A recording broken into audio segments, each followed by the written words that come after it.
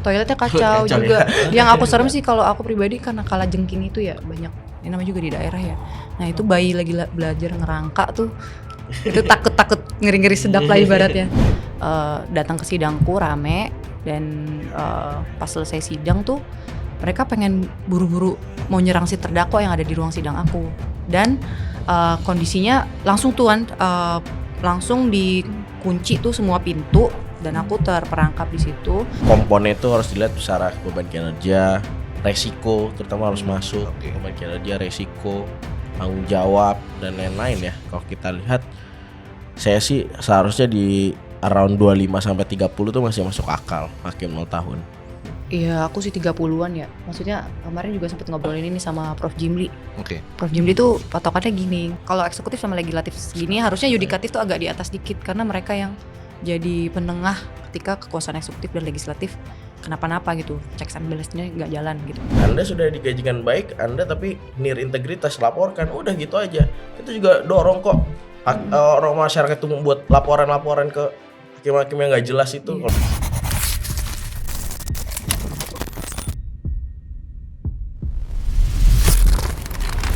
Sobat Doen, kita dalam Open Minded kali ini masih membicarakan tentang wakil Tuhan di muka bumi yang saat ini masih memerlukan banyak sekali dorongan untuk betul-betul menjadi seorang wakil Tuhan yang betul-betul dimuliakan di muka bumi gitu.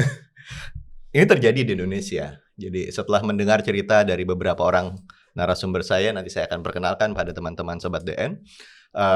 Ceritanya sangat miris sekali. Dari sini saya mengerti kenapa para wakil Tuhan ini, para hakim-hakim ini membutuhkan banyak hal, perhatian serius dari negara. Nah, dalam Open Minded kali ini saya ditemani oleh Mas Taufik Basari. Halo Mas. Halo. Seorang pendekar hukum, anggota Komisi 3 tahun 2019-2024 dan memiliki perhatian yang sangat serius terhadap nasib para hakim di Indonesia. Gimana Mas? Hakim-hakim ini Mas? Ya, ini harus tetap kita dukung. Ya, perjalanan masih panjang. Ya, meskipun sudah ada beberapa harapan-harapan, tapi kita harus melihat hal yang lebih besar lagi. Ya, jangan sampai kemudian terjadi lagi perhatian negara yang tidak cukup ya bagi para hakim ini. Jadi harus kita kawal terus ya sampai benar-benar kita memuliakan para hakim ini. Oke. Sekarang kita langsung ke para hakim ini. Ya, siap. Di depan saya, Sobat DN, ada dua hakim muda yang saya bisa katakan sangat berintegritas. Jebolan dari kampus terkemuka di Indonesia, Universitas Indonesia, ditempatkan di pelosok Indonesia, lalu memiliki berbagai cerita berinteraksi dengan masyarakat setempat yang betul-betul jomplang antara Jakarta dengan beberapa tempat di daerah tersebut. Tanpa berpanjang lebar, ada Mbak Kamila. Halo Mbak Kamila, saya manggilnya yang mulia atau Mbak Kamila? Mbak Camil aja. Mbak Camila. Oke, Mbak Camila. Ditempatkan di mana? Di Pengadilan Negeri Muara Bungo, itu 7 jam dari kota Jambi. 7 jam Ya. dari Kota Jambi. Jambi. Oke. Dan satu lagi Mas Catur Al-Fatih. Halo Mas. Ya, selamat pagi Mas. Selamat pagi. Ya, Di mana Mas? penempatan. Ya, Saya ditempatkan di Pengadilan Negeri Mandailing Natal. Madinah. Itu lebih dekat ke Padang, Sumatera Barat dibandingkan Sumatera Utara. Jadi kalau ke Medan harus 10 sampai 12 jam, kalau ke Padang 8 jam lah. Asalnya dari mana? Dari Depok. Dari Depok. Iya. Mbak Kamila? Pasar Minggu. Pasar Minggu. Ditempatkan di tempat seperti itu shock nggak Iya. awalnya?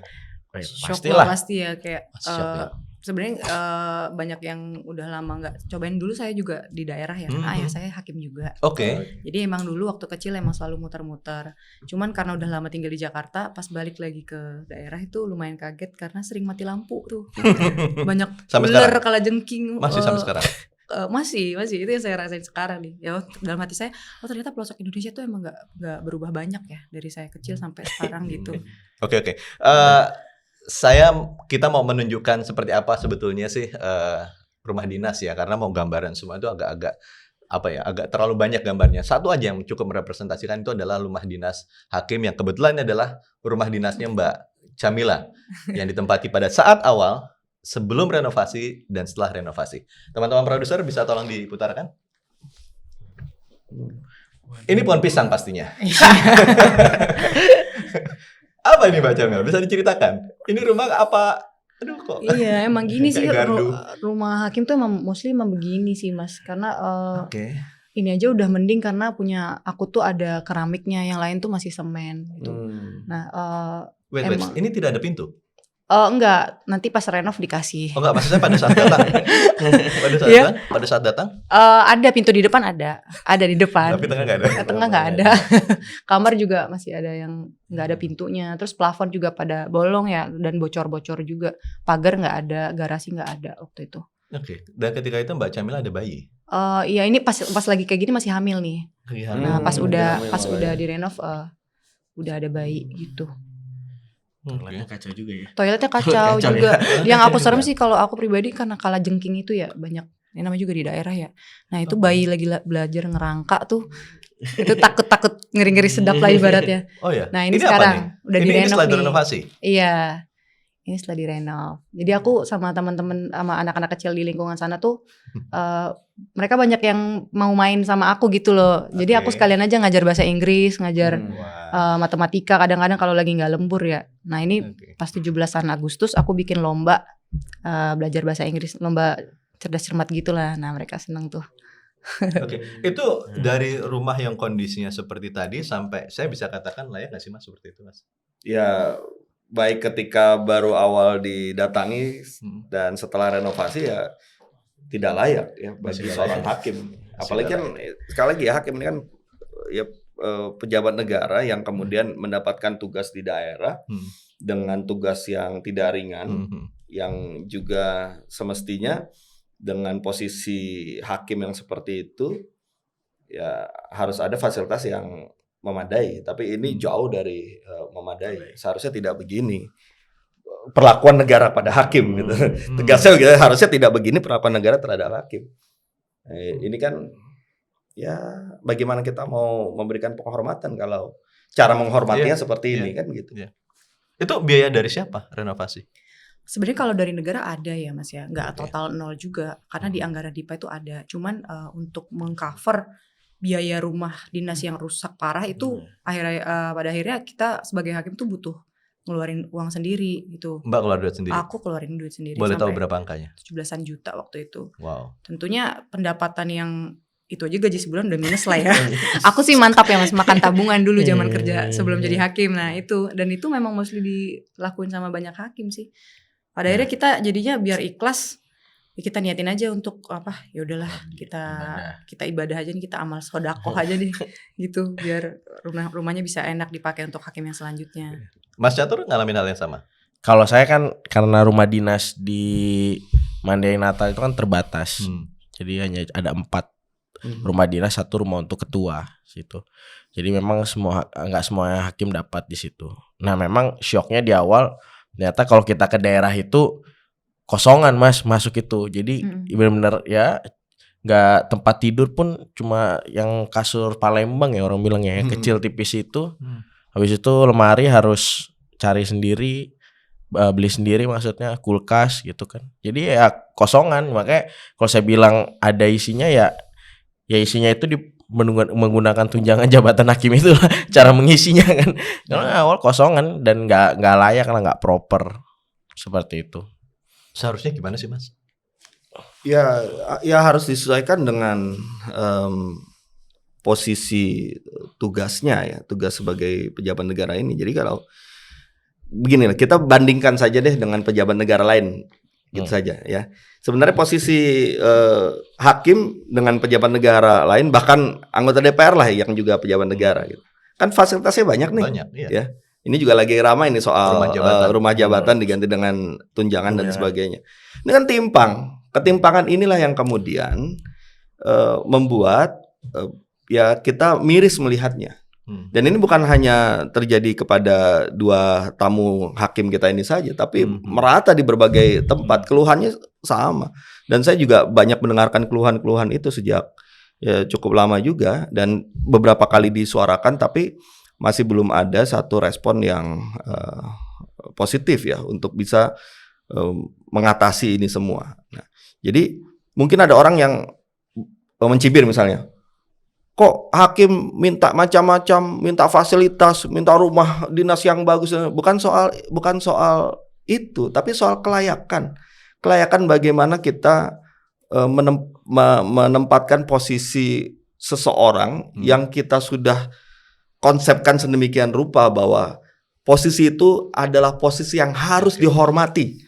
Beda ya, kalau misalnya kita meng-hire orang gitu, misalnya kita ada hubungan business to business gitu, meng-hire orang untuk mengerjakan sesuatu, mengerjakan proyek konstruksi lah atau apa macam-macam lah, ya itu kerja profesional kan, yang memang ya kedudukannya ya kita profesional saja setara begitu. Nah kalau ini hakim ini dia posisi profesi uniknya ini, jabatan uniknya ini adalah pejabat negara diberikan tugas yang luar biasa terhormatnya ya, yaitu tempat orang mencari keadilan, memutus keadilan ya, memastikan hukum berjalan.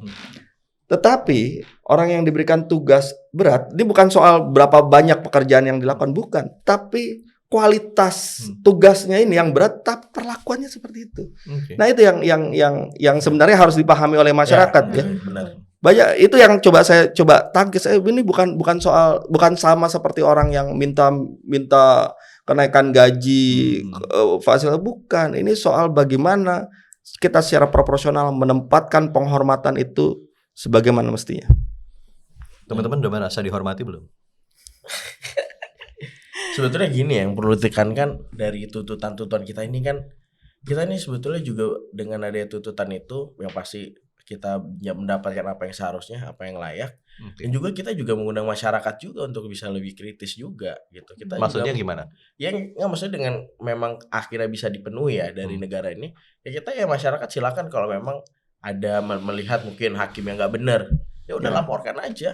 Hakim yang nggak berintegritas berani ya udah laporin aja, karena Anda sudah digajikan baik, Anda tapi integritas, laporkan, udah gitu aja. Kita juga dorong kok orang masyarakat itu membuat laporan-laporan ke hakim-hakim yang nggak jelas itu. Kalau saya bilang ya, hakim-hakim yang integritas itu hakim nggak jelas. Kalau saya bilang udah laporin aja, gitu kan. Ya itu ya tunjangan yang proporsional, gaji yang memang layak, fasilitas yang memadai, itu kan menimbulkan satu kewajiban yang besar akhirnya paham. Nah, makanya itu, jadi itu justru akan memicu para hakim ya, kita misalnya akhirnya dipenuhi, kita sudah mendapatkan fasilitas-fasilitas seperti ini ya, berarti saya harus memperbesar tanggung jawab saya, akuntabilitas saya, integritas saya, itu kan juga saling berhubungan. Nah kalau misalnya dengan seperti ini ya, namanya manusia ya, di mana-mana mungkin bisa saja terjadi ya bagaimana saya mau menjalankan tugas dengan baik sementara saya pun diperlakukan seperti ini. Akhirnya terpikirlah keluar, yang namanya manusia, terpikir keluar hal-hal yang kemudian mencederai integritas itu. Kalau bahasa kita itu habis itu cari tunjangan masyarakat. Kenapa sih bisa? Istilahnya itu cari tunjangan masyarakat, kan akhirnya itu dia nggak benar kalau kayak gitu kan itu. Semuanya saling berkait satu sama lain. Itulah yang menjadi penting kalau kita ingin menghargai peradilan, ya ingin membuat masyarakat percaya kepada pengadilan dan proses peradilan. Ya maka ya kita harus perbaiki dulu peradilannya, termasuk juga bagaimana para hakimnya. Oke. Saya ada satu video yang cukup memprihatinkan sih Mas, di dalam kesejahteraan tadi. Ini masalah keamanan. Jadi kita coba ini. Coba teman-teman yang video ini berikutnya. Waduh, ini penyerangan ya. Iya, ini saya dapatkan dari hakim progresif Mas. Di salah satu pengadilan, bagaimana keluarga terdakwa atau ya seperti itulah, mereka datang dan melakukan teror seperti ini. Teman-teman pernah ngalamin? Aku pernah sih, tapi nggak separah sampai kontak fisik ke aku ya, karena waktu itu kondisinya masyarakatnya mau nyerang si terdakwa. Nah waktu itu memang aku akuin aku sebagai majelis kecolongan, karena kita nggak tahu tuh kalau terdakwa itu perkara curi doang yang aku tanganin, perkara curi doang, enggak sih, curi motor. Cuman aku nggak tahu kalau ternyata tuh dia tuh ada perkara lain yang mana pembunuhannya tuh mutilasi gitu. Nah ternyata masyarakat yang udah kesel sama si terdakwa ini datang ke sidangku rame, Dan pas selesai sidang tuh mereka pengen buru-buru mau nyerang si terdakwa yang ada di ruang sidang aku. Dan kondisinya langsung langsung dikunci tuh semua pintu dan aku terperangkap di situ dan gak ada exit door yang emergency door. Itu harusnya ada tuh. Emergency door tuh harusnya krusial gitu loh di gedung pengadilan. Tapi di Indonesia itu untuk dapetin gedung prototipe baru juga tuh lama banget dan sulit gitu. Termasuk pengadilanku nggak dapet itu. Ya udah akhirnya aku terkurung di situ dengan keadaan takut dan Terkurung di ruang persidangan. Iya, takut. Berapa dan lama? Enggak lama-lama banget. Cuman sensasinya itu ya, Mas, aku jadi ngebayangin. Iya, kayak digerubuk-gerubuk gitu loh.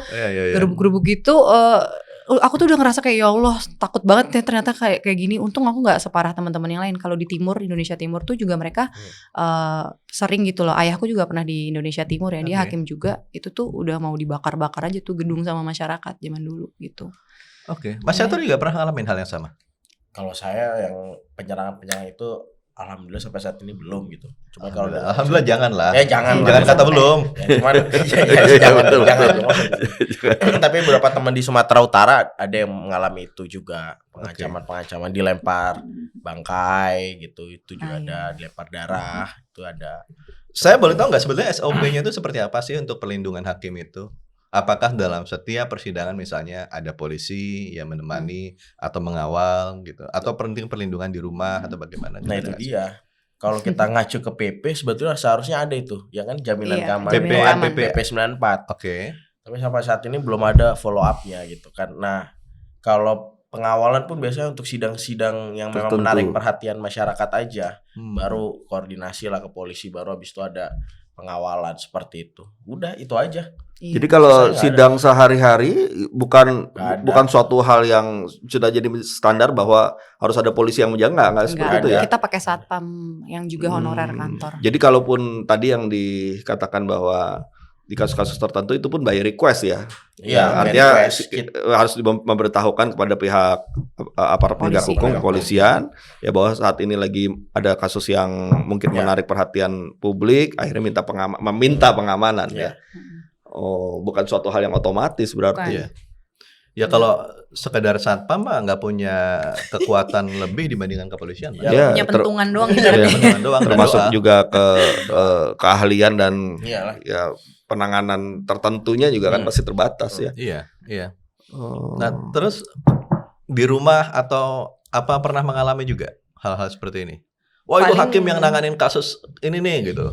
Pernah nggak? Enggak sih, kalau itu paling diincar maling aja sih. Diincar maling? Oh, maling. Tapi tetanggaku ada yang tangan malingnya udah gerogo-gerogo gitu, dia cewek juga kan. Tapi terkait kasus itu enggak kan? Enggak. Oh, hanya memang butuh pengalaman. Karena intinya keamanan di daerah emang. Ya, tapi gini.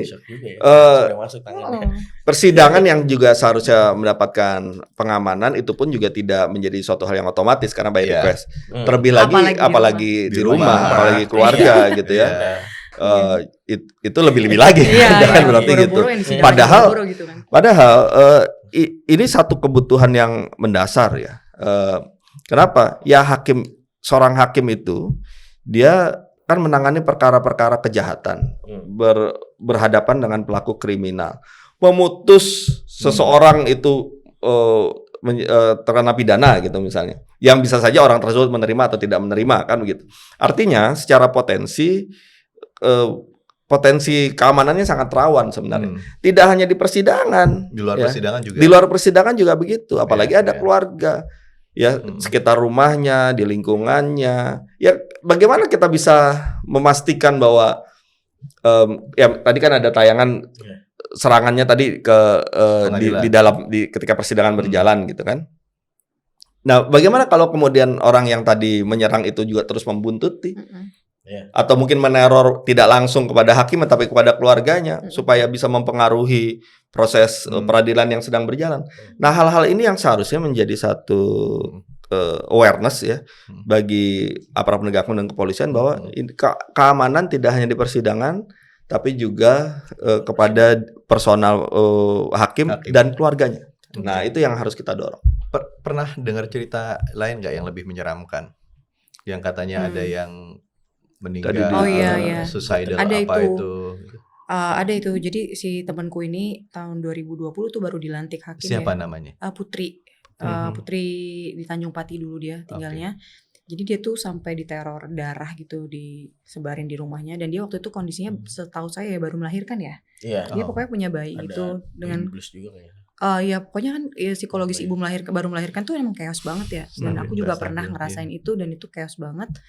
Dengan kondisi dia harus masuk ke kerja di situ dan ada teror darah, dengan kondisi juga biasanya nih berbarengan nih hakim berintegritas tuh juga kalau ngerjain ngerjain putusan tuh dia harus menjaga banget kualitasnya. Alhasil kata mamahnya si Putri ini, almarhum ini, dia bilang dia ini kerjain putusan tuh sampai jam 12 malam meskipun dalam kondisi dia juga punya sakit ya, dia autoimun. Nah, dengan kondisi dia yang punya penyakit spesifik itu autoimun dan teror tersebut, akhirnya tuh kondisi dia ngedrop banget, secara psikis udah stres, memicu autoimunnya, dan nggak lama dari teror darah itu 2 minggu kemudian dia meninggal. Gitu. Jadi masalah psikis nih juga sebenarnya harus di-highlight banget gitu loh. Masalah psikis di-highlight banget. Iya, Bisa harusnya. cerita nggak soal masalah psikis hakim ini seperti apa sebenarnya? Nih bayangin ya, ini terutama menurutku ya, Iya. aku nggak tahu kalau cowok ya, tapi kalau perempuan itu ya, dengan kondisi hakim-hakim muda kayak aku tuh kan baru fase-fase membentuk keluarga, fase-fase baru melahirkan, punya anak-anak kecil segala macam ya, dan fase-fase juga lagi menjaga integritas banget nih, banget. Nah, nyampe ke pengadilan, ternyata banyak tantangan dengan kondisi psikis dan fisik ibu yang baru melahirkan juga, itu tuh pada akhirnya banyak menimbulkan keinginan bunuh diri gitu loh, dan ini nggak boleh dianggap remeh harusnya. Jujur aku juga sebenarnya Pernah sering ada penelitian tentang itu atau pernah mental ada health, menyebutkan pernah. Jadi kesehatan hakim judicial well-being itu udah kesanjuran pernah itu, di research oleh salah satu staf Pegawai. pegawai di MA namanya Muhammad Mirza ya. Dia bikin research mengenai ini, dan ternyata setelah di-classified, yang paling tinggi tingkat stresnya itu adalah hakim perempuan, itu jauh lebih tinggi daripada hakim laki-laki, plus yang usianya muda gitu. Oh, iya. Yang usianya 25 sampai 40 gitu. Nah, itu yang tingkat stres paling tinggi. Nah, menurutku ini juga harus dijawab dengan memberikan fasilitas kesehatan mental yang baik untuk para hakim. Bayangin aja nih Mas ya, aku tuh sehari-hari nanganin kasus sodomi anak, perkosaan anak, yang mana itu ngeri-ngeri banget, dan itu tuh aku bikin langsung aku anxiety terhadap anakku sendiri gitu. Iya. Pembunuhan perempuan yang tinggal sendirian, itu tuh hal-hal yang aku tangani setiap hari, dan itu yang aku request juga supaya Mahkamah Agung itu juga ngecover nih fasilitas kesehatan psikologis dan psikiatri gitu. Oke, selama ini bagaimana? Selama ini nggak di cover. Iya. Nggak di Loh, cover. bukannya ada asuransi Mandiriin Health itu kan, Iya. Cover. itu nggak mengcover khusus untuk psikis gitu loh. Karena mungkin memang aku yakin nih ada perbedaan generasi ya Mas ya, perbedaan generasi, angkatan generasi muda itu lebih aware kalau kesehatan psikis itu matters banget, bahkan untuk kesehatan fisik akhirnya. Tapi untuk generasi-generasi sebelum itu, saya rasa jangankan ke orang tua di MA ya, orang tua saya sendiri aja kalau saya curhat dia bilang, "Halah dulu gue juga lebih parah gitu, lu manja banget dah lu gitu." Ya jadi ada mindset generasi yang menganggap kalau kesehatan mental tuh nggak penting gitu. Padahal ya, yang namanya hakim ya, dia setiap hari itu akan menghadapi cerita-cerita masalah. Iya. Wow, dengan beragam modelnya kan. Dan itu kemudian harus dipikirkan, diingat kenapa? Karena kan pasti akan menjadi bahan untuk buat putusan. Iya. Itu setiap hari. Isinya adalah pekerjaannya adalah itu. Pekerjaan adalah memasukkan segala masalah ke dalam kepala kita gitu kan. Nah, menurut saya ke depan ini juga harus jadi penting bahwa harus ada perhatian soal mental health, dan termasuk juga cover kalau asuransi ya. Iya. Asuransinya terhadap Asuransi. itu Ya, harus jadi penting. harus itu. Asuransi itu sebetulnya untuk satu keluarga atau untuk Hakim aja? saja. Hakim saja. Masih Berarti di luar itu semua diadvokasikan. BPJS semuanya. Apa? Di luar daripada hakim saja, BPJS semuanya. Iya, masih BPJS di luar hakim. Katanya sih masih diadvokasikan, mudah-mudahan segera Oh, nge-cover iya, juga. amin. Karena kan kalau mau nganterin anak juga kalau pakai BPJS ya Allah repot banget kan itu waktu sidang. Saya Iya. nunggu ngantri dokter gitu kan di RSUD lama banget, jadinya sidang saya juga jadi keganggu. Masyarakat pada nungguin sidang tapi hakimnya lagi ngantri nih. Kita nggak ada tuh kayak misalnya pejabat lain yang kalau mau ngantri pasien sampai 120 dia diduluin gitu. Enggak, kita ikutan ngantri. Enggak tuh. bisa bilang saya hakim loh. Nggak bisa. nggak Nggak bisa, nggak dihargain hakim itu gimana ya? Sebenarnya kita bisa lihat ya sebetapa Lo tidak kalau misalnya saya polisi lo, saya tentara lo, mereka dapat fasilitas. ya itu ya. Jadi Pakai kelihatan seragam kan kali sebenarnya mereka, ya. kan? Oh, gitu. Jadi kelihatan kalau sebenarnya emang kita itu apa ya? Emang kalau aku lihat dari komen masyarakat sampai ke komen-komen pemegang kebijakan anggaran pun mereka akan tetap memandang rendah profesi ini gitu loh. Yang artinya kelihatan kalau emang kita tuh negara nggak pernah supremasi hukum. Jadi memang Iya. baik negara maupun secara sosial masyarakat itu belum menempatkan jabatan hakim ini sebagaimana mestinya. Sebagai mulia, yang mulia Sebagai yang sebagaimana mulia, disebutkan pengadilan. Mestinya itu yang harus juga kita ini semua pihak ya baik negara maupun juga media dan sebagainya terus memberikan kesadaran ini kepada masyarakat. Ya, beberapa waktu lalu yang mungkin saya juga akan dorong soal bagaimana penghormatan terhadap hakim di lingkungan masyarakat, bahkan secara protokoler harus diperlakukan khusus ya. Kenapa? Kan keunikannya karena pejabat negara yang ditempatkan di daerah-daerah. Maka ketika ada satu acara kegiatan di daerah ya, semestinya secara protokoler prioritas pertamanya adalah hakim. Tidak melulu harus ketua PN-nya, tapi hakimnya sendiri ya, dia secara personal hakim itu misalnya penyebutan paling awal lebih awal dibandingkan pejabat daerah kan, misalnya begitu. Itu baru contoh saja soal protokoler. Termasuk juga dalam berbagai hal kemasyarakatan lainnya ataupun kegiatan birokrasi lainnya harus benar-benar menempatkan itu. Nah, penghormatan ini menjadi penting supaya apa? Supaya kita juga menghormati lembaga peradilannya. Akhirnya arahnya juga akan ke sana. Nah, ini yang menurut saya advokasi jangka panjangnya juga harus mengarah ke sana. Gitu. Pertanyaan saya adalah, kita punya komisi yudisial, kita punya Mahkamah Agung yang membawahi para hakim. Di mana peran mereka selama ini terhadap nasib teman-teman itu?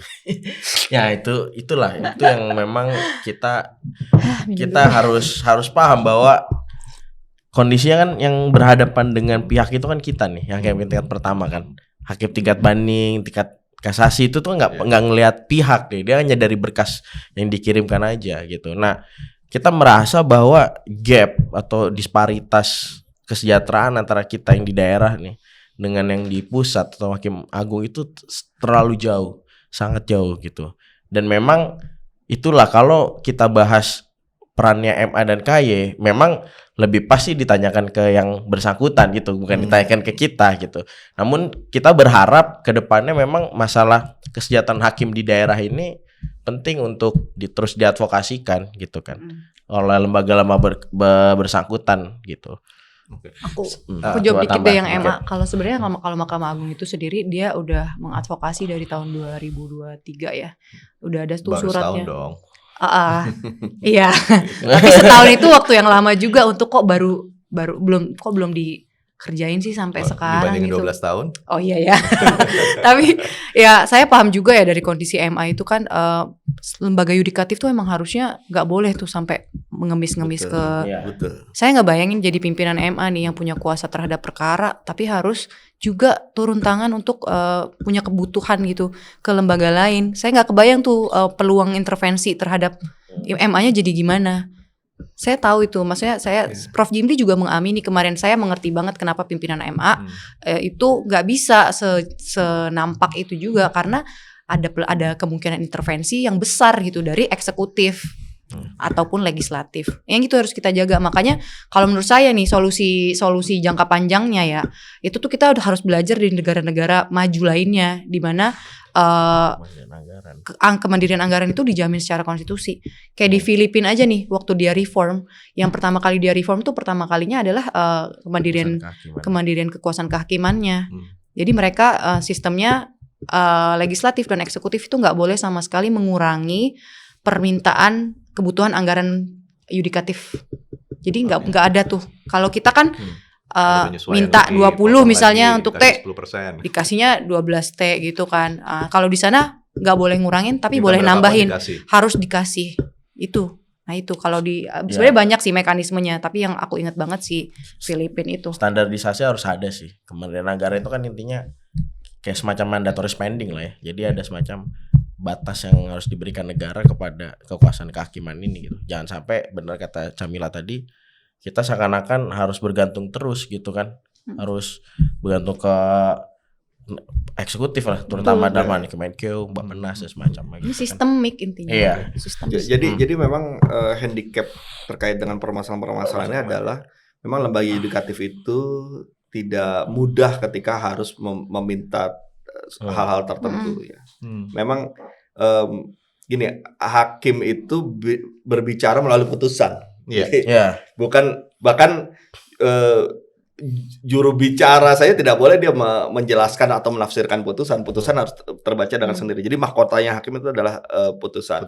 Nah, ketika muncul permasalahan seperti ini, untuk mengutarakan itu tidak mudah karena ada keterbatasan itu tadi. Nah, oleh karena itulah maka ketika muncul gerakan ini, ya saya berpikir, oh ini harus disambut, didukung, disuarakan oleh orang-orang juga di luar dari para hakim. Kenapa? Karena setelah ini para hakim ini akan terlepas dari apapun nanti responnya mudah-mudahan positif gitu ya, akan kembali kepada tugasnya masing-masing. Nah, tugas kita ini nih, media, masyarakat, DPR, pengamat, NGO dan sebagainya melanjutkan apa yang saat ini diperjuangkan terus-menerus. Kenapa? Mungkin memang tidak elok kalau misalnya hakim terus-menerus setiap hari, setiap tahun bicara soal tuntutan-tuntutan. Enggak. Kita yang harus bicara gitu. Media yang harus bicara. Mewakili dari ini. Jadi itu pentingnya ada transfer of knowledge, ada pemberian peran kepada kita ini. Itu kenapa kemudian begitu saya melihat ini ada satu gerakan hakim yang saya yakini ini sebenarnya sudah satu puncak, satu klimaks. Sebenarnya para hakim juga tidak mau melakukan ini kalau tidak terpaksa, kan begitu ya? Iyalah. Iya, nggak mau pasti.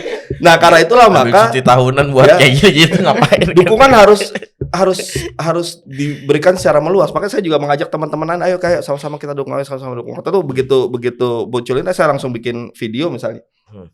Video dukungan saya sebar kemana-mana untuk juga memantik teman-teman lain melakukan hal yang sama, dan alhamdulillah cukup banyak juga dukungannya. Dan saya harap kita ini terus lanjutkan ini, terus menerus menjadi penyuara dari para hakim yang nanti akan kembali lagi pada tugasnya masing-masing. Mas Tobas dan teman-teman hakim, coba teman-teman, ini ada video yang kemarin di DPR ketika membicarakan soal penggajian yang ilegal gitu. Mungkin itu bisa memberikan sedikit gambaran kepada Sobat DN seperti apa sebetulnya yang terjadi tentang penggajian para hakim. Hakim ini sebenarnya, mohon maaf, jenis kelaminnya apa? Pegawai negeri sipil atau pejabat negara? Di Undang-Undang Aparatur Sipil Negara, hakim ditegaskan sebagai pejabat negara. Tetapi menyambung dari yang disampaikan Pak Jusran tadi, penggajiannya masih menggunakan mekanisme pegawai negeri sipil. Tahun 2018 oleh para senior kami diajukan judicial review dan dibatalkan status penggajian pegawai negeri sipil. Dan harusnya berdasarkan putusan HUM nomor 23 tahun 2018 harus dilaksanakan pemerintah paling lambat 90 hari. Kondisinya sekarang sudah 2127 hari sejak putusan itu diucapkan. Tapi kita masih menggunakan sistem penggajian pegawai negeri sipil. Artinya apa? Status penggajian kami ilegal, Bapak. Penggajian ilegal.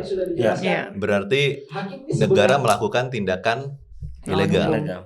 Saya bisa bilang nggak negara melakukan tindakan melanggar hukum. Iyalah, benar. Melanggar hukum. Nggak mematuhi hukum lah kalau gitu. Jadi pejabat negara sekarang yang ada di depan saya adalah PNS. Golongan 3. 3B.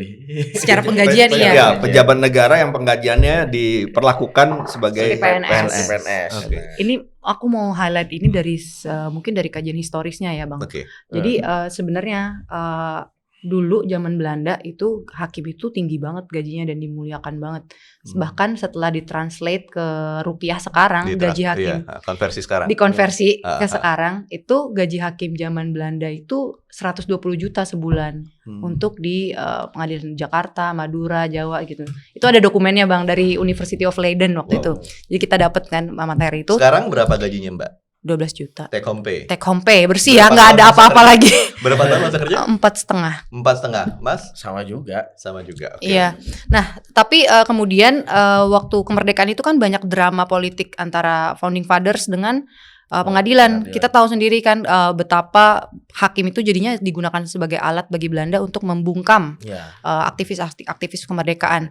Nah, sehingga tiba-tiba nih pas kita lagi mau bikin negara, itu ide-ide dari founding fathers kita dan juga ya itulah ya, mereka tim-tim kemerdekaan itu, mereka bilang hakim ini nggak boleh kayak gini, hakim harus diturunkan derajatnya ke PNS biasa. Disitulah titik mulai kenapa sih Indonesia kok aneh banget kalau kita Iya. pasti Bang Tobas juga udah ini kan udah sering komparatif Iya, study iya. kan sama negara lain, dan aku juga sering komparatif study sama negara lain, dan aku nggak nemu tuh negara yang semenghina pengadilan sebagaimana Indonesia. Nggak ada yang semenghina itu, bahkan di di Aussie sorry ya. Aku tuh udah bandingin gaji penggajian mereka kan pakai single salary system ya. PNS itu gaji tertinggi PNS mereka eselon 1 ya, yang ibaratnya ketua Dirjen lah. dirjen Ya, atau apa ya, pokoknya ketua lembaga ya, pokoknya paling Ya, mentok deh eselon di 1. bawah. Itu masih lebih rendah daripada hakim lowest court yang nanganinnya tuh cuma tipiring, perkara-perkara ringan gitu loh. Itu masih lebih rendah daripada gaji hakimnya.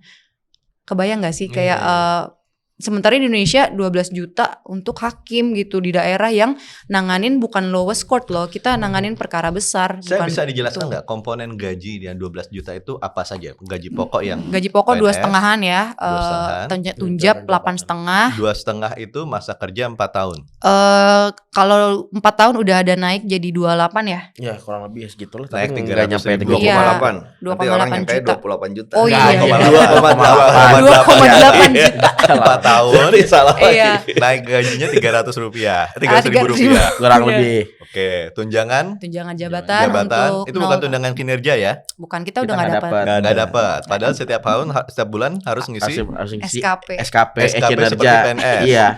Tapi nggak ada ininya, nggak ada tunjangannya. Oke, tunjangan Nah. jabatan berapa?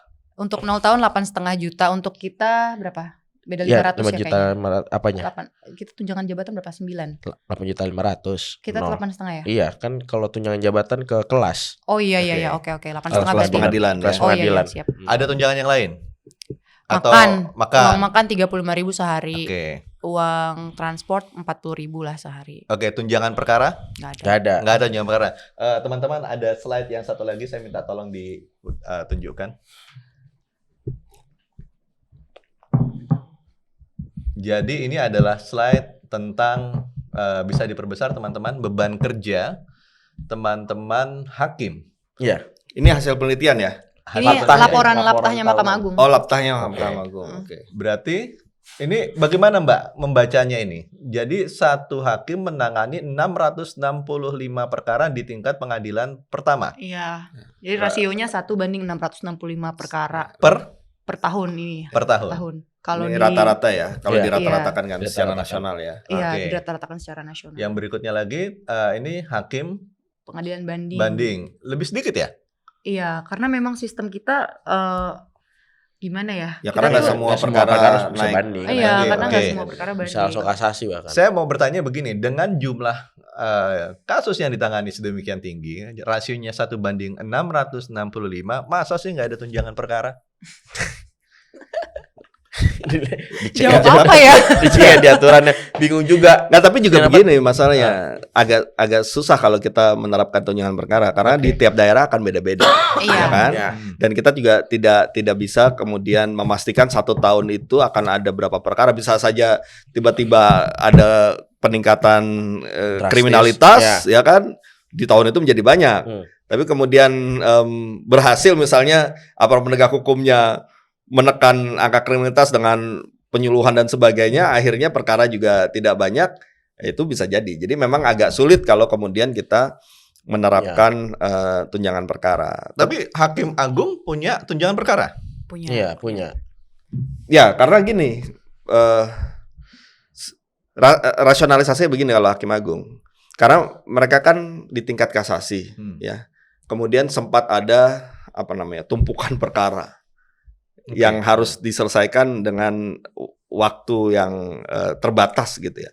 Nah, mungkin saya berpikir mungkin saja kemudian itu akhirnya diberikan tunjangan perkara dalam kerangka itu, karena kan terukur, jadi ya, karena berapa yang masuk masih bisa terukur. Tapi kalau di berbagai daerah agak sulit memang menghitung beban perkara di satu tempat, di tempat lain mungkin berbeda, di satu waktu lain juga berbeda. Tapi sebenarnya ya, kalau saya malah tidak melihat bagaimana kita memberikan apresiasi kepada hakim ini melalui kinerja dalam bentuk kuantitatif. Karena itu tadi pasti beda-beda. Penempatan di satu tempat nanti akan beda lagi. Tapi kualitatif. Jadi begini, kembali lagi ke soal jabatannya. Gitu. Mau dia beban perkaranya sedikit, tapi karena jabatannya itulah maka kita berikan apresiasinya. Nah, makanya ini banyak orang yang kemudian cara berpikirnya disamaratakan dengan jabatan-jabatan lain. Kalau saya tetap ingin mendorong agar kita semua ini punya cara pandang terhadap hakim ini agak sedikit berbeda dengan keunikannya itu tadi. Ya, kita akan lebih melihat kualitatif, ya, dan melihat ini sebagai satu jabatan yang khusus, ya. Dengan jabatannya inilah kita memberikan penghormatannya. Jadi kalau saya melihatnya seperti itu. Ini saya melihatnya di angka, Mas. Jadi dalam hal ini kan ini adalah kuantitatif. Iya. Jadi kalau kita bicara soal kesejahteraan itu kan juga kuantitatif, gitu kan. Kalau berpikir secara ini siapa sih istilahnya ya? Ya berpikir secara kasar lah gitu istilahnya. Ini kan masih bisa dirupiahkan misalnya, Mas. Jadi misalnya satu perkara gitu loh, udah ketok rata aja. Untuk satu perkara yang diselesaikan misalnya dapat Rp2 atau Rp3 atau 1 juta atau 2 juta gitu kan. Jadi kalau sedemikian banyak setidaknya kan hakim bisa terangkat dari sisi kesejahteraannya, Mas. Ini kan juga bisa diinikan istilahnya apa ya, variable cost, karena kan setiap pengadilan pasti akan beda gitu. Betul. Dan beban negara juga masih bisa terukur. Kalau menurut teman-teman gimana? Ya sebetulnya kalau mau mengukur secara kuantitatif pun bisa saja kan, dengan melihat sebetulnya dari bobot perkara, klasifikasi perkara, kan kita juga di pengadilan melakukan itu kan. Pidana perdata kan juga dilihat seperti itu. Jadi sebetulnya kalau ada upaya untuk melakukan itu bisa saja. Tapi poin penting dari Bang Tobas yang saya lihat, masalah kualitatif ini penting. Bagaimana putusan-putusan hakim itu juga senantiasa harus dilihat secara kualitasnya. Harus ada eksaminasinya gitu, eksaminasi publiknya gitu. Ini yang akhirnya juga mendorong hakim untuk membuat putusannya tidak ngasal gitu kan. Selama ini eksaminasi publik terhadap putusan hakim ini sangat jarang gitu. Mungkin di perkara-perkara yang menarik perhatian aja gitu. Padahal peran seperti kayak universitas, CSO, ataupun masyarakat pada umumnya untuk terus mengeksaminasi putusan itu penting. Gitu. Bahkan kalau menurut saya di kampus-kampus itu harusnya ada satu mata kuliah khusus atau ada di mata kuliah tertentu yang menugaskan mahasiswanya membuat Betul banget, Bang. Membuat eksaminasi terhadap putusan-putusan paling tidak di PT PN di daerah di mana kampus tersebut ada gitu. Itu akan memicu para hakim untuk membuat putusan yang berkualitas. Kenapa? Karena nanti hasil putusannya akan dinilai oleh para mahasiswa ini, gitu kan. Jadi kalau menurut saya ke depan seperti itu. Saya juga mendorong agar ke depan kita punya yang namanya raport hakim yang dilihat dari kualitas putusan. Jadi kalau misalnya mau naik karirnya, mau naik tingkat atau mau mendaftar jadi hakim agung, ya kita tidak perlu meminta mana highlight putusannya enggak, tapi sudah ada raportnya. Di situ bisa dinilai mengerjakan putusannya ini asal-asalan atau memang berkualitas. Nah, tapi saya terkait dengan kualitas ini saya punya pertanyaan juga. Nah, selama ini apakah kemudian Mahkamah Agung lah mempunyai sistem peningkatan kualitas dari para hakim ini dengan misalnya mencari upaya-upaya beasiswa, ya ada S2-nya, S3-nya gitu kan. Kalau di berbagai kementerian kan ada tuh sistemnya kan. LPDP gitu. Ya, apakah ini ada itu yang pertama. Yang kedua, ini menjadi penting kenapa? Ya hakim dia akan juga di dalam pihaknya misalnya ada lawyernya gitu, ada penasihat hukum atau ada kuasa hukum dari penggugat atau tergugat gitu, yang selalu punya kesempatan untuk meningkatkan kapasitas kemampuan dirinya dengan belajar ini sekolah dan sebagainya. kan berarti juga harus punya upaya untuk meningkatkan pengetahuannya juga. Nah, bagaimana itu kondisinya? Hakim. Nah, coba Cam. Ini sih. Jadi mengenai peningkatan kualitas itu ya, menurutku ini juga harus kita pikir ulang ya, termasuk oleh Mahkamah Agung gitu. Jadi kondisinya kalau kan memang Indonesia lagi sangat-sangat gencar untuk menyekolahkan warganya ke luar negeri supaya nanti ada feedback untuk Indonesia supaya lebih baik lah ibaratnya gitu. Ada yang bisa kita pelajari dari luar negeri dan kita bisa improve di sini. Meskipun bukan berarti kita juga buruk gitu ya, enggak ya. Tapi intinya ada hal yang baik. Nah, kalau di Mahkamah Agung itu sendiri sebenarnya itu tergantung ininya ya, kamar peradilannya. Kalau untuk pengadilan agama itu mereka jauh lebih apa ya ibaratnya progresif lah. Mereka semangat tuh untuk mengirim hakim-hakim agamanya untuk luar negeri supaya bisa belajar gitu. Nah, ada tuh teman senior saya udah dikirim tuh ke Aussie untuk pakai LPDP. Ada juga hakim senior yang lain. Timur Tengah juga ada kok. Ke Timur Tengah juga ada. Tapi untuk di peradilan umum dan TUN itu sepertinya pemegang kebijakannya masih sangat mempertimbangkan jumlah hakim yang saat ini kurang. Yang jumlah hakim saat ini kurang gitu. Jadi sehingga mereka masih melarang gitu. Dan ada kebijakan di mana hakim-hakim muda ini baru boleh S2 kalau udah 10 tahun jadi hakim. Yang mana? Itu aturan tertulis? Aturan unwritten sih. Karena disampaikan di setiap pembinaan Mahkamah Agung rutin tuh ngadain pembinaan.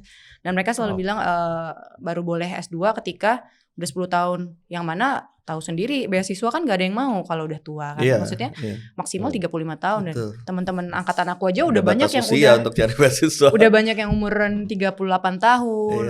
Udah lewat lah itu ibaratnya. Pada akhirnya ini jadi beban juga Bang. Jadi beban juga ketika kami gak boleh S2 sekarang. Itu akhirnya pada pakai kampus-kampus yang maaf yang di daerah. Yang kualitas dosennya juga antara masuk sama enggak, di debat juga mungkin jawabnya ngablu gitu ya. Nah itu pada akhirnya kita S2 hanya untuk gelar gitu. Sementara untuk sayang banget nih sebenarnya SDM berkualitas kita itu yang harusnya bisa belajar banyak di luar negeri atau di kampus-kampus yang baik di Indonesia itu jadi nggak dapet gitu loh. Ini tuh apa ya? Yang ngomongin long term investment aja sih sebenarnya. Dan harusnya menurutku ya masih ada tuh stigma-stigma terhadap anak-anak muda ini yang mau belajar S2 dianggapnya gini ya lu pengen kabur dari daerah aja kan lu gitu. Itu Bang. Padahal kalau Abang tahu sendiri kan aku aja nih udah pengen jadi hakim dari kecil banget ya. Dan udah masuk kampus bagus juga, opsi kerjaku juga banyak. Bahkan sebenarnya bukan mau sombong ya, tapi bukan mau sombong sih, maaf ya. Tapi kalau aku mau keluar negeri untuk kerja di luar negeri juga bisa, gampang itu loh. Untuk mau kerja di Aussie, mau kerja di Amerika juga gampang. Tapi memang aku tuh pengen banget kerja di Mahkamah Agung dan pengen berbuat banyak untuk Mahkamah Agung, tapi kenapa harus dianggap sebagai pengen kabur dari daerah gitu? Itu kecil sekali gitu. Saya dengar ada cerita tentang studi banding kemarin yang ke Amerika. Iya. Jadi ya intinya ya inilah ya. Tapi alhamdulillahnya berhasil ya. Itu banyak drama juga sih mengenai perizinannya. Karena ada juga pejabat-pejabat yang bilang, lu ke luar negeri mulu, gue juga mau gitu. Iya gitu kayak mungkin masih menganggap kalau belajar di luar negeri itu hal yang langka dan prestis banget dan masalah ego ya. Padahal kan sebenarnya yang mau kita pelajari di situ tuh hal yang material loh. Hal yang pengen kita lihat. Kalau aku nggak belajar ke luar negeri, aku nggak tahu kalau di sana tuh hakim tuh segitu dimuliakannya dan di Indonesia tuh segitu dihinakannya gitu. Nggak tahu loh hal kayak gitu, nggak tahu loh kalau di luar negeri tuh hakim tuh mapres FH-nya itu mahasiswa berprestasi fakultas hukumnya tuh berebutan loh mau jadi hakim. Sementara di sini anak UI yang mau ngangkat tangan mau jadi hakim tuh cuma 3 kan Fat di angkatan kita ya. Kan awalnya bukan karena nggak ada yang mau dari 550 orang, nggak ada yang mau Bang. Kayak ya iyalah ditaruh di pelosok, gajinya kecil dengan kondisi kerja di lawyer tahu sendiri. Temanku yang kerja di lawyer yang sekantor sama aku sekarang gajinya udah 50-an juta. Yang mana bapak saya hakim udah 40 tahun jadi hakim, gajinya baru 38 gitu. Dengan kondisi dia udah diputer-puter. Itu golongan 4E itu ya? Udah mentok, iya. Ya kan kebayang gak sih? Ini negara ini ada yang salah gitu loh. Dan tolong banget ya, maksudnya kita tuh harusnya concern banget sama SDM berkualitas tuh gimana caranya supaya mau jadi hakim. Iya, karena putusan kan bagian dari penemuan hukum juga. dia dengan pertimbangannya kan bisa kemudian menjawab hal-hal baru gitu kan. Iya. Dengan menjadi rujukan hukum yang baru. Tapi kalau tidak ada pengembangan di situ, ya gimana? Kita ya nggak maju-maju juga. Nah, jadi ya ini akan berkaitan juga soal kualitas hukum kita, ya. Dan bagaimana negara hukum ini juga berjalan. Karena kita akan sangat bergantung pada putusan sebenarnya. Putusan dianggap biasa-biasa saja. Pertimbangan kemudian akhirnya juga begitu-begitu saja. Yang kadang kita harus lihat tuh bahwa selama ini aspek penting ya dalam kepastian hukum kan sebenarnya penegakan hukum. Ini kan sering diwacanakan oleh banyak pemerintah kan, baik Jokowi dan semuanya ngomong kepastian hukum. Tapi perhatian terhadap penegakan hukumnya agak kurang gitu. Padahal kepastian hukum terjaga dengan rule of law, yaitu dengan penegakan hukum gitu. Di sini yang dilihat penegakan hukum yang pengacara-pengacara yang seperti itulah, yang bling-bling seperti itu, bukan dilihat dari kualitas hakimnya. Makanya di sini kita juga mengkampanyekan bahwa coba di shifting cara pandangnya bahwa kita harus melihat SDM dari penegak hukum ini sendiri. Baik itu penegak hukum yang lain ya, mungkin selain hakim, tapi terutama dalam konteks ini kita bicara hakim, ya maka harus dilihat juga kualitas hakim ini seperti apa gitu. Dan caranya mungkin salah satunya dengan yang dibilang oleh Camilla bahwa ya bagaimana kemudahan untuk mengakses ilmu pengetahuan itu harus mudah gitu. Saya juga ada pertanyaan nih soal fasilitas ya yang diberikan oleh negara. Di pengadilan itu ada library-nya nggak, ada perpustakaannya nggak, dan seberapa lengkap perpustakaan itu kan gini ya, ketika menangani perkara pasti juga butuh rujukan kan, pengen tahu referensinya gini-gini. Iya, ada nggak atau seperti apa bayangan perpustakaan di pengadilan itu? Jangan-jangan hakim-hakim sendiri nggak pernah suka baca lagi.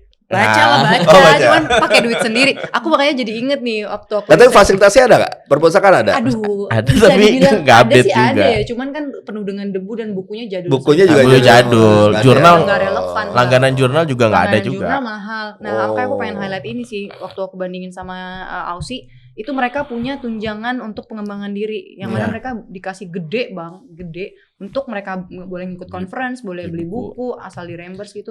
Mereka itu maksudnya lembaganya atau individunya? Hakimnya. Aku pretelin tuh komponen gaji mereka apa aja gitu.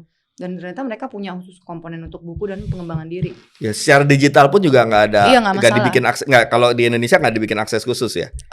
Kita punya premium sama hukum online ya sekarang ya. Ya, cuman online kan misalnya kalau di beberapa website yang menyediakan jurnal itu kan bisa pakai nama institusinya, kemudian kita itu nggak ada. Berarti itu salah satu PR juga tuh. Betul. Iya. Ya kayak misalnya Mahkamah Agung punya SSO gitu loh, kayak SSO. SSO itu bisa akses semua jurnal gitu. Iya. Westlaw dan semacam ini itu aku nggak ada. jadi ingat lagi sama ini sih soal yang ini Bang, jumlah beban perkara hakim tadi ya.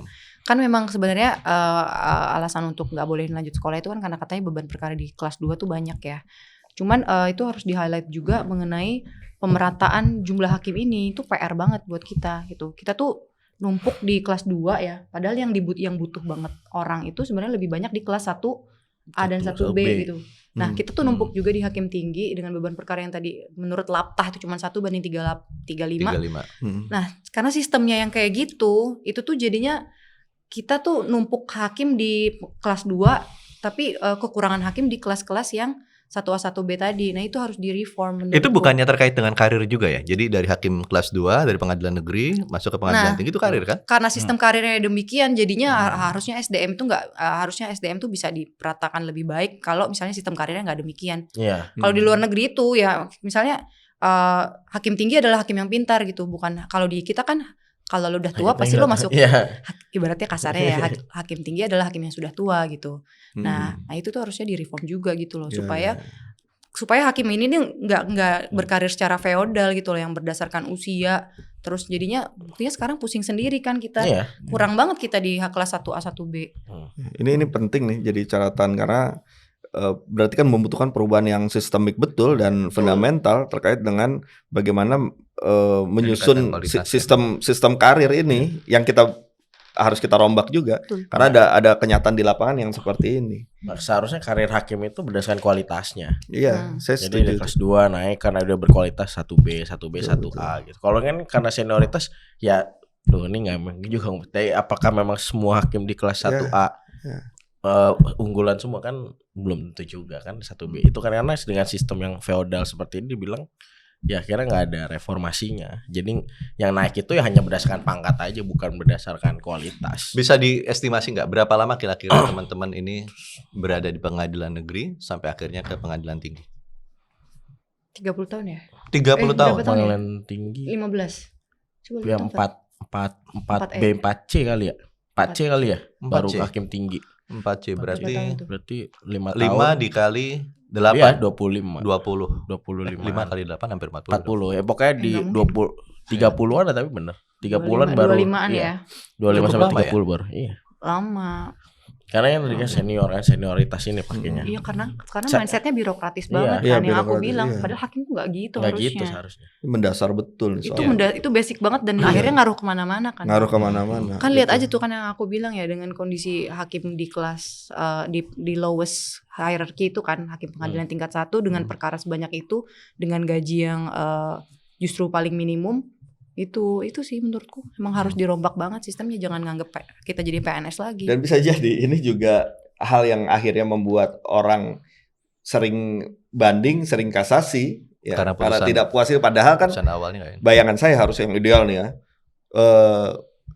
Tingkat PN itu benar-benar bisa menghadirkan keadilan dengan putusan yang berkualitas, semua pihak menerima sehingga tidak perlu banding, sehingga tidak membebani tingkat banding dan kasasi. Kenapa? Karena memang yang paling garda terdepannya sudah bisa dianggap memberikan keadilan. Nah kan jadi justru yang paling penting memang di PN.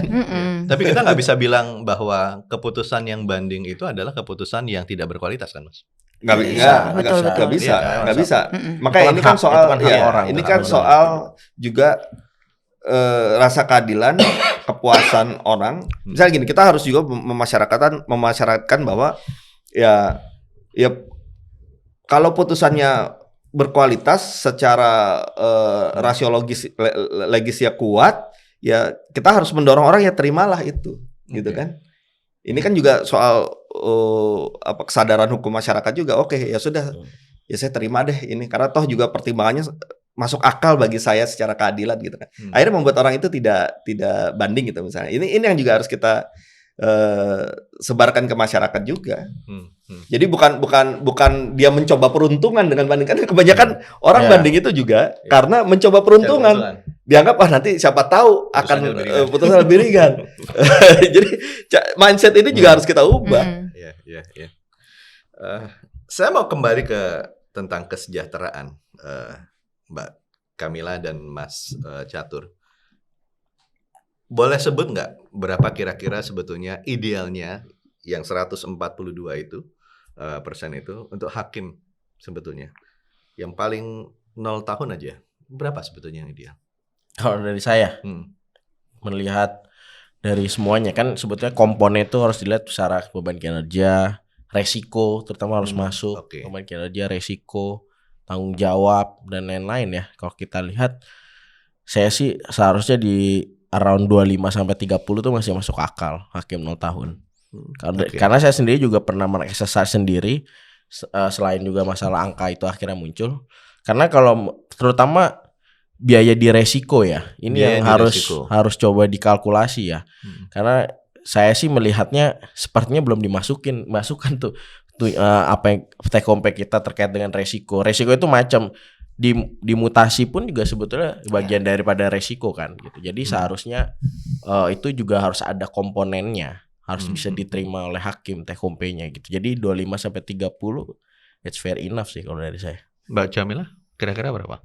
Iya, aku sih 30-an ya. Maksudnya kemarin juga sempat ngobrolin ini sama Prof Jimli. Oke. Prof Jimli tuh patokannya gini, kalau eksekutif sama yudikatif segini, kalau eksekutif sama legislatif segini, harusnya yudikatif tuh agak di atas dikit karena mereka yang jadi penengah ketika kekuasaan eksekutif dan legislatif kenapa-napa gitu, checks and balance-nya nggak jalan gitu misalnya. Jadi kalau aku justru di atas 30-an karena aku bandinginnya sama fungsi legislatif di daerah.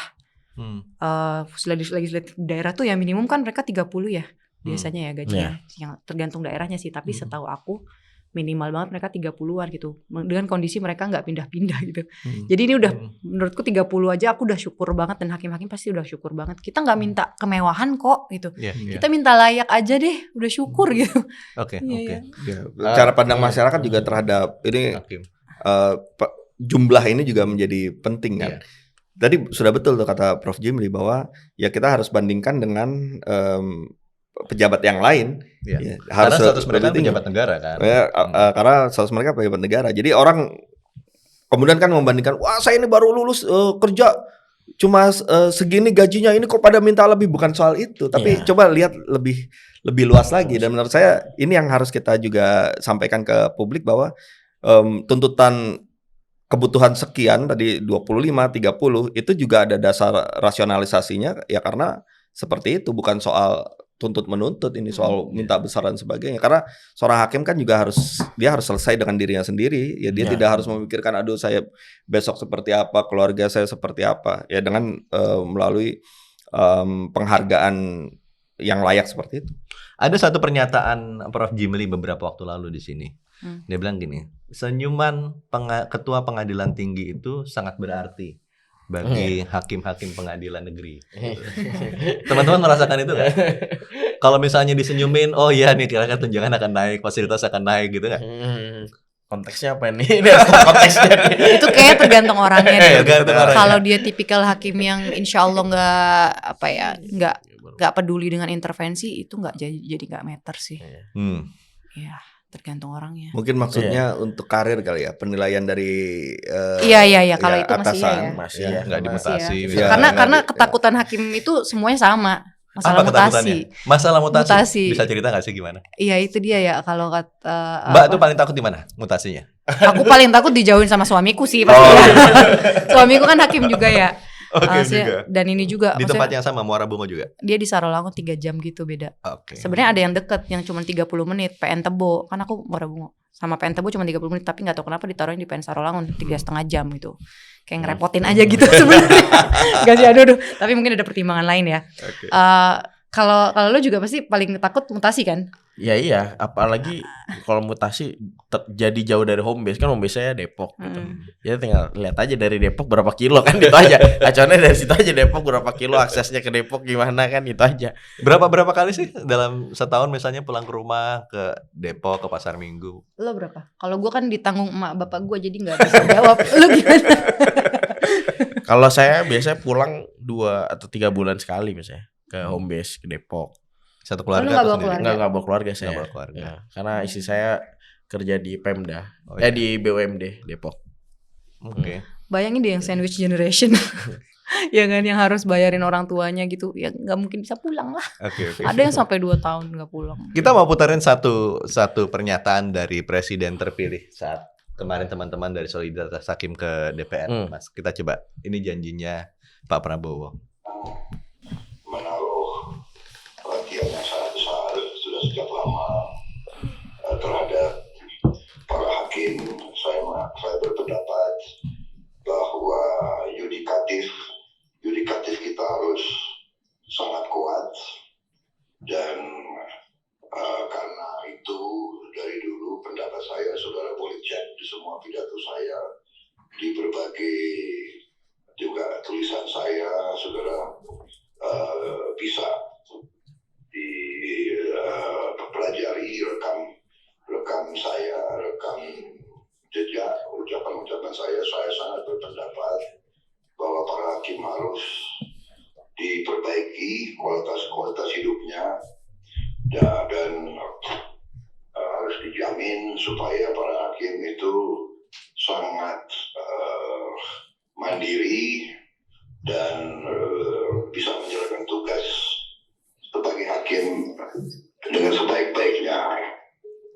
Karena itu dari dulu berencana saya ingin memperbaiki Nasib hakim. Oke.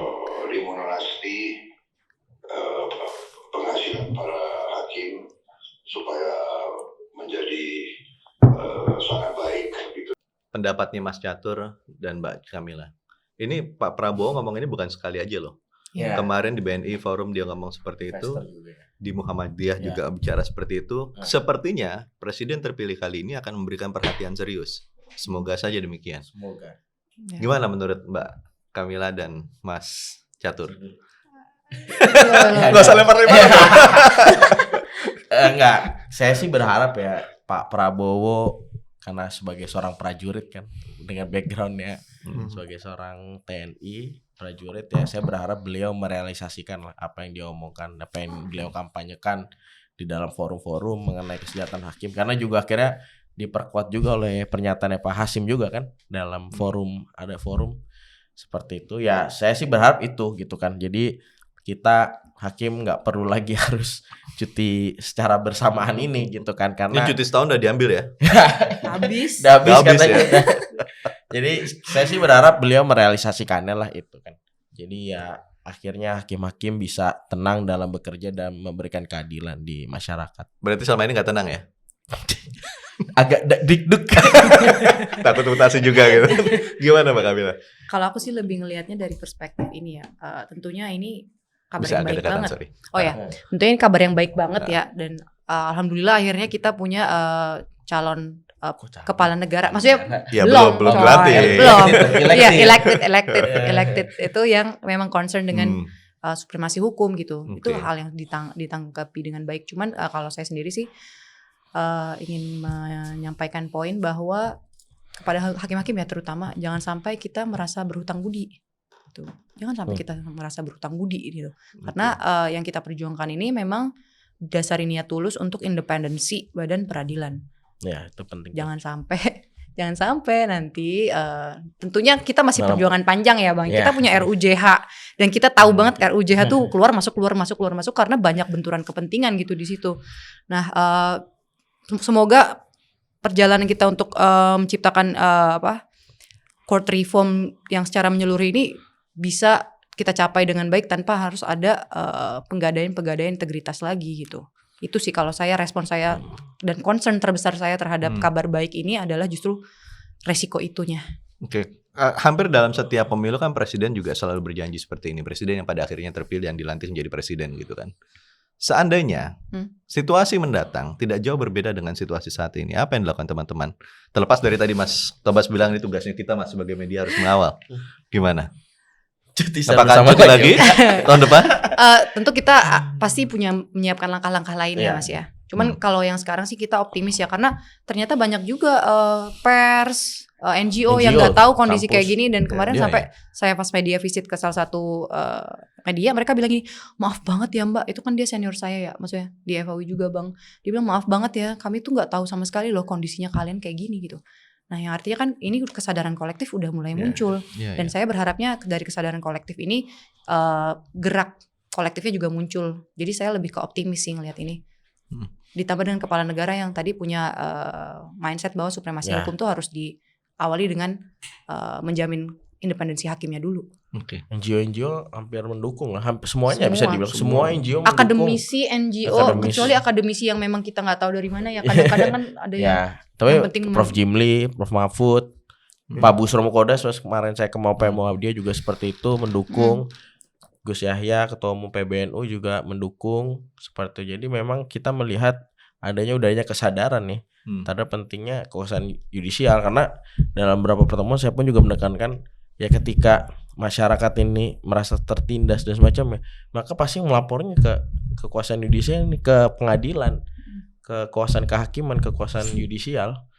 Ketika masyarakat ada permasalahan tanah dengan mungkin oknum tertentu ya, dia kan bisa memperoleh haknya itu ke pengadilan dan semacam. Jadi kita berharap tadi menyambung Camila, walaupun nanti ini sudah dinaikkan oleh kepala negara terpilih, tapi sekali lagi jangan sampai merasa utang budi.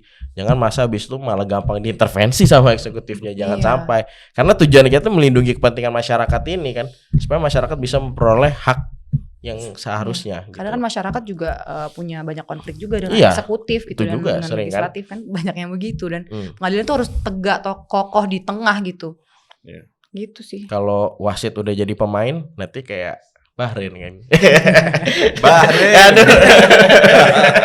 Bahrain gitu. Kemarin dalam pertemuan itu Mas, itu ada satu pernyataan koordinator dari mana tuh yang pokoknya yang kedua yang ngomong itu. Dia bilang gini, ya memang sekarang sudah beredar selentingan kalau misalnya situasi seperti ini terus banyak hakim yang akan mundur. Betul. Betul. Betul banget. Udah Mbak Kamila akan mundur. kalau diterusin, ya mendingan saya kerja di yang tadi saya bilang. Iya nggak sih? Banyak banget yang udah pengen resign tuh banyak banget, terutama yang cewek ya. Aku bilang pressure-nya tinggi. Berat banget. Tekanannya Perempuan parah memang, saya banget. akui. Padahal kita tuh butuh loh banyak perempuan di badan peradilan supaya apa ya? Supaya ya banyak lah kan Empatik. bisa mewarnai perspektifnya jadi lebih banyak gitu loh. Bisa nggak pemirsa DN ini dikasih gambaran konsekuensinya kalau misalnya hakim banyak yang mundur? Jadinya gampang sih jawabnya. Jadinya orang-orang yang jadi hakim ya orang-orang mediocre. Oke. Sorry to say ya, tapi hakim-hakim yang mau mundur tuh kan artinya apa? Dia nggak mau ngambil shortcut dong. Dia nggak mau ngambil duit haram demi supaya dia bisa hidup nyaman gitu. Ya kan pada akhirnya kalau misalnya kondisi ini dibiarkan terus, ya yang akan stay ya hakim-hakim yang pada akhirnya mau aja untuk menggadai integritas gitu.